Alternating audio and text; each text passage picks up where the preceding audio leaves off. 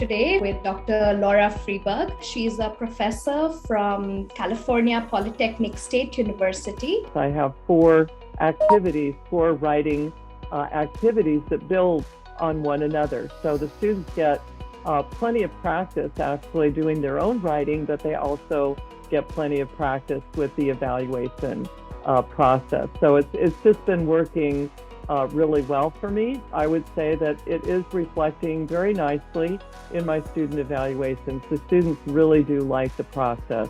It makes it much less painful to write about neuroscience. And I think it's good for the students. It's very good for them to have to think that way. Plus, they're exposed to their classmates' writing, and that I think we don't do very often. So they don't really know where their writing stacks up, but if, we spotlight, like Dirk said, I spotlight what I think are exceptional papers.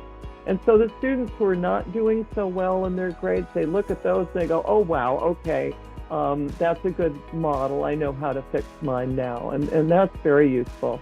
They definitely seem to take the feedback and the models from the spotlighted assignments. They take those into consideration, and I do see an upward tick in what they're doing. It's very encouraging to see that. It gives them writing experience, it gives them critical thinking experience, it gives them some information competency experience, and you can see the confidence building. And then what's really great is they come back into the classroom and they say, well, it says in the textbook, and I always love those questions, right, because the buck stops here, right?